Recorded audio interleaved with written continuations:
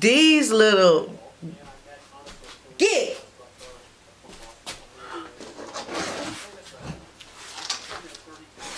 My poor kohlrabi is not safe from anything. I was gonna do this next, y'all, but since they're in there eating my kohlrabi seedling, that doggone Reese, you gotta watch her, man. Whew. She must be a vegan cat. Oh gosh. Let the good times roll, and happy Mardi Gras to y'all.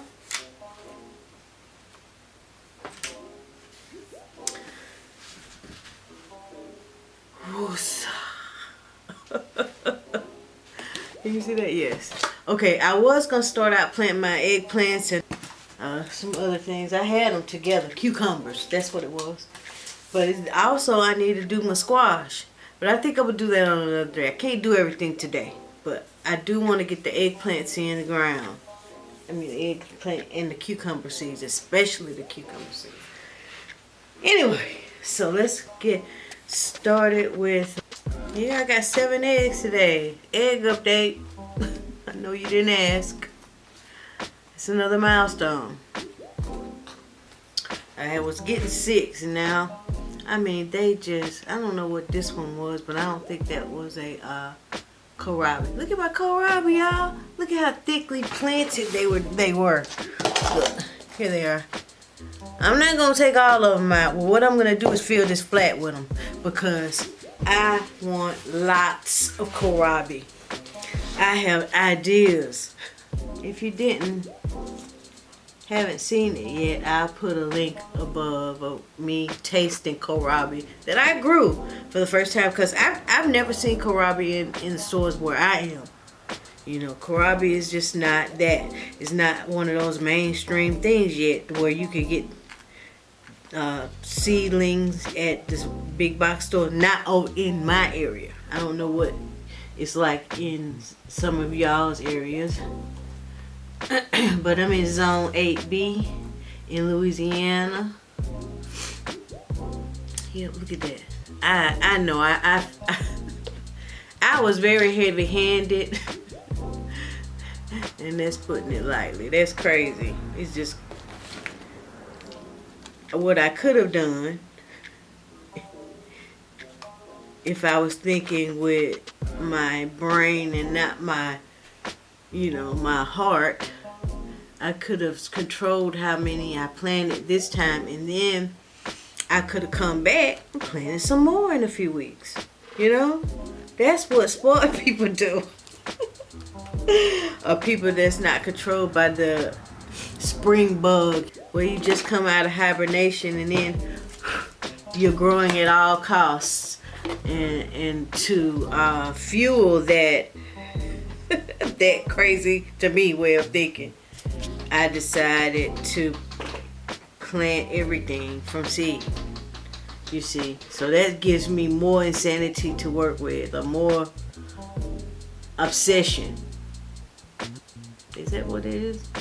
I don't know. Anyway, give me an excuse to just keep planting seeds, because I love to see seeds emerge. I love certain milestones in certain one of them's life. Say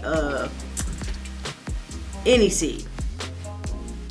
So any seed, trying to get this little bitty root, just do not want to go back in the ground. Any seed, I love to see it when it germinates, when it emerges from the soil, first emerges.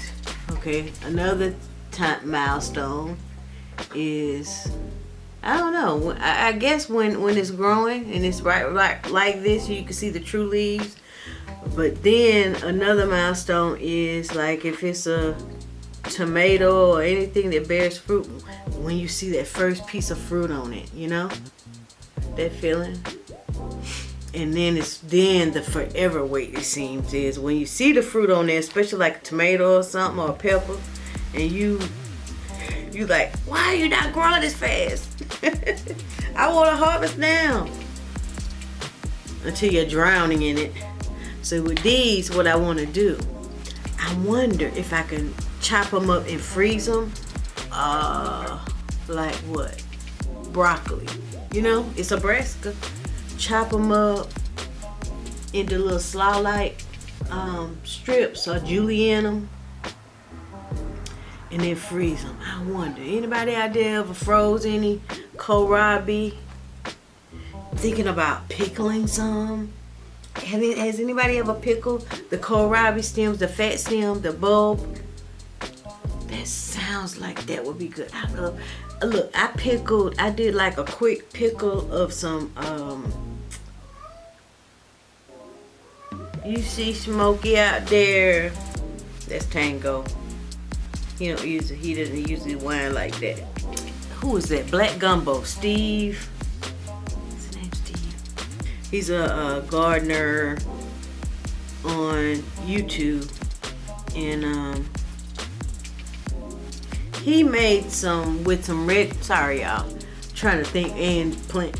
He made some pickled onions, the red kind.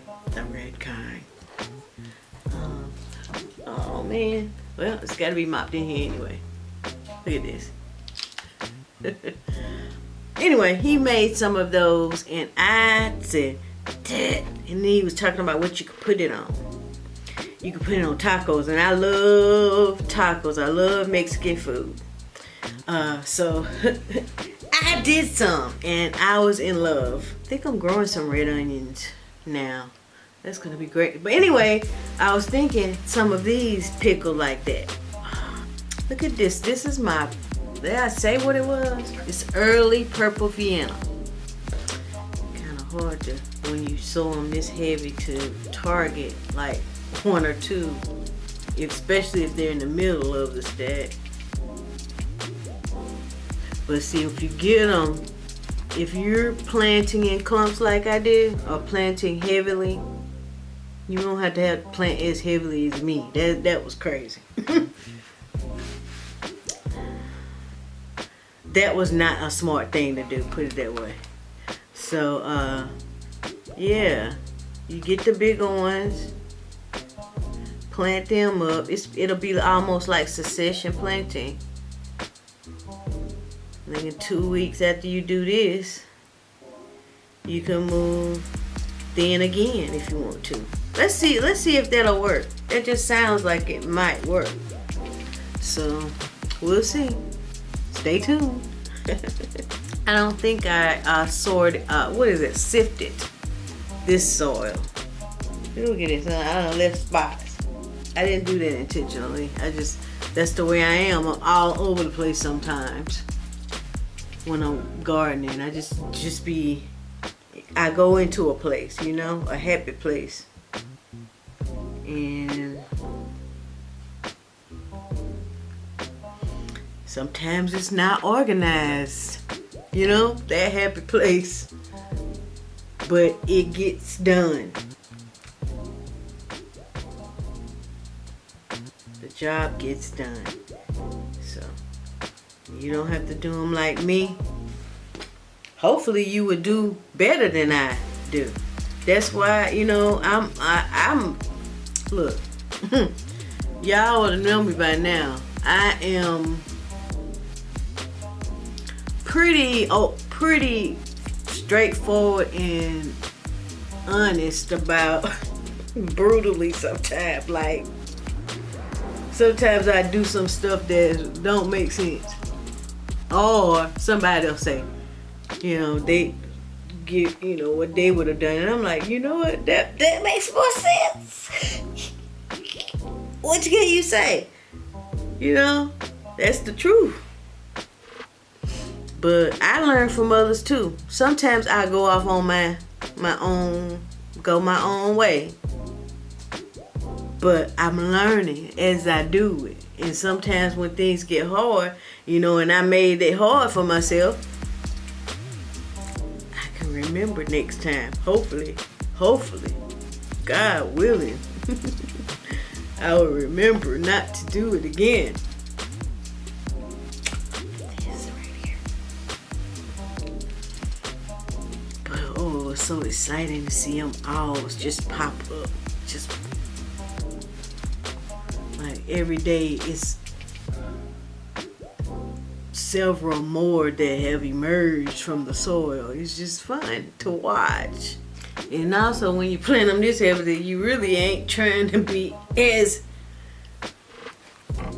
delicate as you would be if you would plant it less. You lose a 2 or 3, hey, you know, I got more. Well, if y'all watch Robbie and Gary Gardening Easy, I think that's the name of this thing. Look at that piece of this. Look at this piece of weed or whatever it is. I don't know what it is, but it's gotta go.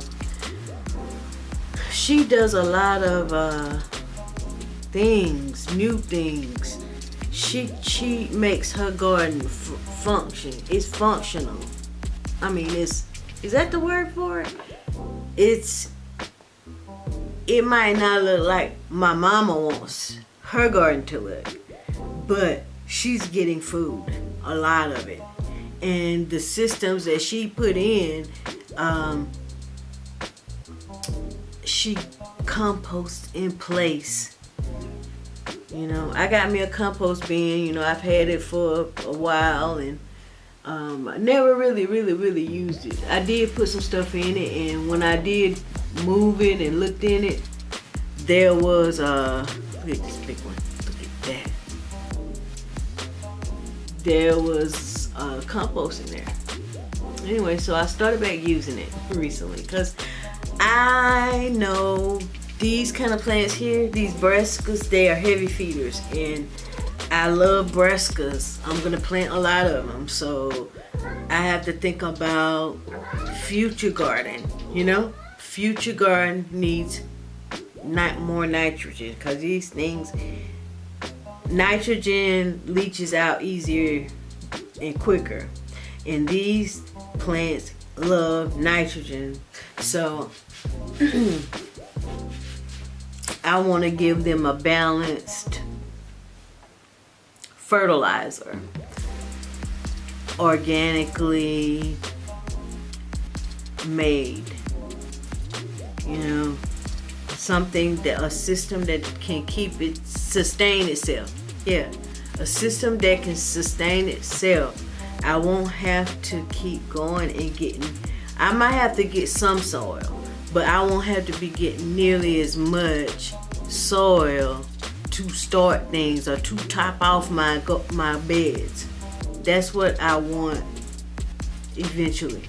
And I was watching Lisa, Gardening with Lisa. I like to watch her videos. Her voice is so mellow, you know, and usually when I'm doing stuff, whether it's working on my elliptical or cooking, I you know, it's a pleasant voice.